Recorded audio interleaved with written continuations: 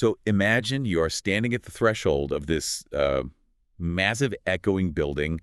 The automatic glass doors slide open, and you are just immediately hit with this wall of sensory information. Oh, yeah. Bright fluorescent lights reflecting off the floors, that steady rhythmic hum of background music. Exactly. And dozens of people just moving with intense purpose Yeah. in like every single direction. You are about to cross the boundary into a highly structured, surprisingly predictable arena of human interaction. You're talking about the shopping mall. I'm talking about shopping mall. I Mm. mean, really is the ultimate transactional environment, right? It really is. And, for someone navigating it in a new language, or honestly, even just someone trying to get in and out as fast as possible without getting overwhelmed, that space can feel intense. Oh, for sure. It's like stepping onto a stage where everyone else has a script except for you. Which brings us directly to the mission of our deep dive today. Yeah. We're looking at this instructional guide, and it's called Navigating the Mall, Essential English for Shoppers. And look, on its face, it's just a short booklet of ESL phrases. It seems incredibly basic. You might be sitting there wondering why we are dedicating a whole deep dive to a list of shopping sentences. It sounds a bit dry at first glance. Yeah. But the reason we're unpacking this today is because of what it reveals about our brains and our behavior. Yeah. It's truly incredible to see how an entire real-life scenario, buying clothes, finding shoes, dealing with the social friction of a store, Yeah. how all of that can be completely distilled down to its psychological essence. So, okay, let's unpack this. Let's do it. We have a source that basically gives language learners a cheat sheet for commercial survival, but it's really showing us the hidden mechanics of everyday communication. Yeah, I look at it as a blueprint for confidence. By breaking down a simple mall visit into specific phases of interaction, our source material basically strips away the chaos of the environment. It makes it manageable. Exactly. It reveals the underlying structure of transactional human interactions. Because beneath all the noise, the bright lights, the crowds, there is this very logical, very reliable framework that anyone can use to navigate that social friction. And to understand that framework, we have to start at the literal front door of the store. Step 1, you walk in and inevitably, within 10 seconds, you are approached. Right. The classic opening gambit of retail. Yes. The source highlights the standard universal employee greeting we've all heard a million times, hello, can I help you? We all know it. And then it provides the recommended natural response for a learner. It's a polite but firm, I'm just looking, thank you. Yep. It's so standard, but it works. It does. And I actually love the mechanics of this phrase, I'm just looking, thank you. Acts like a conversational shield. Oh, that's a good way to put it. Right. It politely pauses the interaction without being rude at all. You're establishing your boundary. You're basically signaling to the environment like, I am here, but I am not ready to engage in a transaction yet. You're claiming your space. But I do have to push back on this approach for just a second. I hear the logic of having a conversational shield, but aren't these phrases almost too scripted? How do you mean? Well, the source is giving learners these exact lines to memorize. If I go to France and I just read off a memorized phrasebook line with zero inflection, the locals usually switch to English instantly because I sound like a robot. That happens a lot, yeah. So do learners lose their actual personality if they just repeat these rigid lines over and over? Well, what's fascinating here is the psychology behind having a script in the first place, especially in a high-stress environment like a busy store. Okay, so it's about the stress. Yeah, the source explicitly aims for a natural flow. And ironically, relying on a rigid script initially is what actually frees up the speaker's mental energy to sound human. Wait, really? The script makes you sound more human? Think about the cognitive load of entering a store. Your brain is processing the layout, the lighting, the social dynamics of the other shoppers. And if you are a language learner on top of that, you are also trying to form a complex, completely original sentence on the fly. Oh, man, yeah. You're panicking about grammar, vocabulary, trying to remember the past participle of the verb to look. Exactly. And while you're doing that, your working memory hits its absolute limit. You freeze, the automatic doors close behind you, and you're just standing there sweating. Oh, I've definitely been there. But by using a simple, reliable, prepackaged shopping phrase like, I'm just looking, the conversation becomes exponentially easier. It completely removes the cognitive burden of sentence construction. I hear you, but I'm still a little skeptical. A prepackaged phrase is still prepackaged, right? How does taking away the burden of sentence construction suddenly make someone sound natural and not like a malfunctioning droid? Because when that immense cognitive burden is lifted, the learner's actual personality finally has the mental bandwidth to shine through. Oh, I see. The personality doesn't come from inventing a brand new poetic way to say, I am currently observing your merchandise. Right, right. It comes from their tone of voice. It comes from making relaxed eye contact, offering a genuine smile, using comfortable body language. The script is just the vehicle. The delivery is where the humanity lives. Oh, wow. Okay, it's like learning the basic chords on a guitar. Yeah. You don't lose your musical personality by playing a C chord the exact same way everyone else in the world plays a C chord. That is a perfect way to visualize it, yes. The C chord just gives you the structure so you can stop looking at your fingers. Yeah. And once you stop looking at your fingers, you can add your own rhythm, your own style, your own voice to the song. Exactly. Mm. You master the fundamentals so you don't have to consciously think about them anymore. And that sets up the next crucial phase from our source, step 2. Because setting a boundary at the front door isn't the end goal, it's just the setup. Right, you can't just stand by the door forever. No, you eventually have to buy something. So once you've carved out that safe space and you're comfortable, the real test begins. You have to actually drop the shield and ask for what you want without losing that newfound confidence. Moving from defense to offense, Hmm. the seeking phase, you initiate contact, and the source gives us these beautifully simple, direct questions for this part of the interaction. Yeah, what are some of the examples they use? Things like, do you have this in a different size? Or Yeah. where can I find men's jackets? We've moved from deflecting the store employee to actively directing them. And notice the architecture of those questions. They leave absolutely no room for ambiguity. Where can I find men's jackets requires a specific, actionable response. Yeah, they can't just say yes to that. Exactly. The shopper is no longer just existing in the space. They are forcing the environment to organize itself around their specific needs. Which pulls us deeper into the mechanics of the transaction. Once you've located the item, say that men's jacket, our source moves us right into the core logistics, steps 3 and 4. This is where the actual decision-making happens. We have to evaluate the cost, and we have to test the product. The economics and the physical logistics, those are two massive hurdles for anyone, let alone someone operating in a second language. Oh, absolutely. And again, the source leans entirely on simplicity to get over those hurdles. For asking about the price, the recommended phrases are just, how much is this? Or is this item on sale? Very straightforward. Yeah, and for the try-on phase, it's, can I try this on? Or where's the fitting room? The source actually illustrates this with a specific dialogue. The medium jacket example, right? Yes, it outlines a scenario where a shopper is looking for a medium-sized jacket. They ask for the fitting room, and then they secure a 20% off discount before finally saying, perfect, I'll take it. It really acts as a textbook example of a successful retail interaction. Every single necessary variable is addressed without an ounce of wasted effort. But here's where it gets really interesting to me. The source explicitly points out that simple questions work best when asking about price. When I read that, it made me think of a low-stakes poker game. Okay, poker. I like it. How so? Well, in poker, if you want to figure out what the other person is holding, you don't deliver a monologue. You just make a small, simple bet, a probe bet. Right, to test the waters. Exactly. It forces the other person to react, to reveal their hand.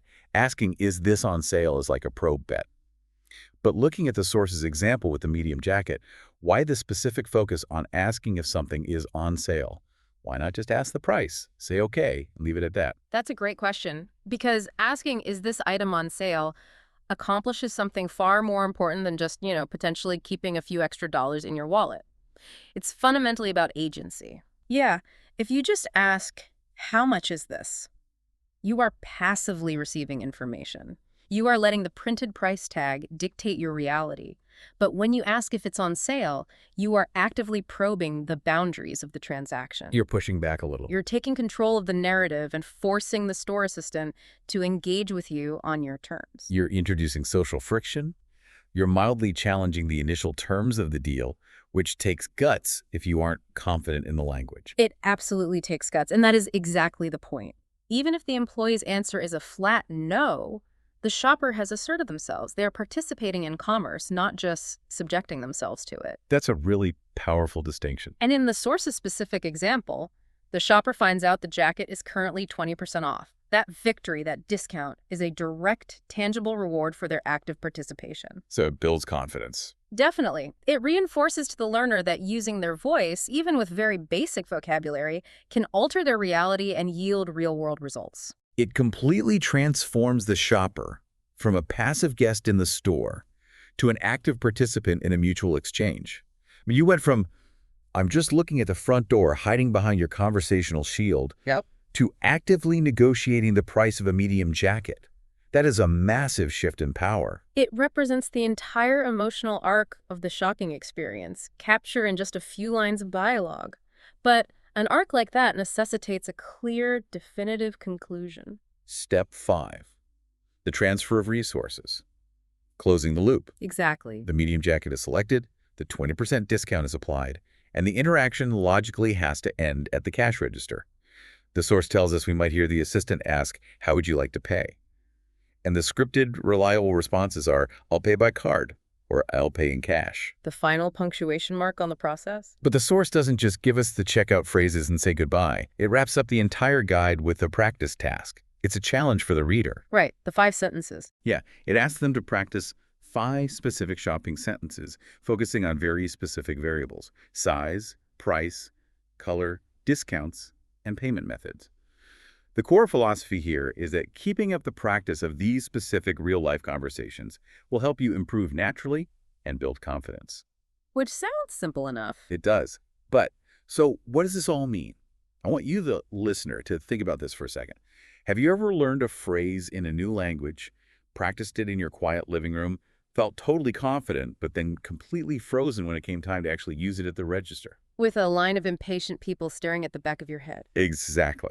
So I have to ask, is practicing just these 5 specific sentences truly enough to survive the chaotic, unpredictable environment of a busy mall? Well, if we connect this to the bigger picture, we can see exactly why the source limits its ultimate challenge to just those 5 sentences. This touches on a really profound biological mechanism regarding how we actually learn and retain information under stress. Biological mechanism. Yeah. The source's thesis is that mastery comes through the repetition of fundamentals, and there is hard evolutionary biology backing that up. Okay, I'm intrigued. How does evolutionary biology connect to me forgetting the Spanish word for credit card at the checkout line? Okay, so think about what is happening to your body in that exact moment. You're standing at the register, the lights are bright, the cashier is waiting, and most importantly, there is a line of impatient shoppers behind you. The pressure is on. Right. And your brain, structurally, hasn't evolved much past our hunter-gatherer days. It misinterprets that intense social pressure, the staring eyes, the impatience, the fear of public embarrassment. It sees all of that as a literal physical threat. Wait, so my brain thinks the soccer mom sighing behind me in line is a predator. From a neurological standpoint, yes, absolutely. And because it detects a threat, your amygdala triggers a spike in cortisol. Your body literally prepares for fight or flight. And here is the critical part. When cortisol floods your system, it actively inhibits the prefrontal cortex. That is the part of your brain responsible for complex thought, working memory, and crucially, language processing. Oh, wow. So the complex stuff just physically goes offline. It does. The fancy vocabulary I studied in my living room evaporates because my brain is diverting power to my survival instincts. That is exactly the mechanism. And that is why the source isolates the practice to just those 5 variables: size, price, color, discount, payment. Ah, I see. By focusing exclusively on rote memorization of those 5 areas, the learner isn't just memorizing a random list of vocabulary words. They are hardwiring the fundamental pillars of literally any commercial transaction on Earth into a different, deeper part of their memory. Right, because whether you're buying a medium jacket, a new smartphone, or a cup of coffee, those 5 pillars remain constant. Exactly. The variables in the store might change, but the underlying equation stays exactly the same. So by practicing those 5 specific sentences over and over until they are second nature, you are building an internal scaffolding that is resistant to cortisol. Yes. When the chaos of the mall hits and the stress spikes and your prefrontal cortex shuts down, you don't need to invent new language. You don't need complex processing. You just lean on the scaffolding. It's automatic. The foundational phrases have become muscle memory. And once those 5 pillars are automatic, you can survive anywhere, no matter how intimidating the line behind you is. It's almost like a psychological survival kit. You don't need to pack the whole house. You just need the 5 essential tools that can get you out of any jam. That's a great analogy. And I think that brings us full circle on this entire guide. We've traced this incredible journey, guided entirely by the simple steps laid out in our source. We started at the entrance, on the defensive, holding up our conversational shield with a polite, "I'm just looking." We ventured into the aisles, asked direct questions about sizes and fitting rooms, successfully navigated the social friction of a probe bet to get a 20% discount on a medium jacket, and marched right up to the register with a confident, "I'll pay by card." It's a complete transformation. It really is, from hesitation to total command of the environment. And it all stems from the strategic application of simplicity. The source proves that you don't need immense linguistic complexity or a massive vocabulary to achieve your goals. You just need clarity, an understanding of the interaction phases, and the willingness to engage.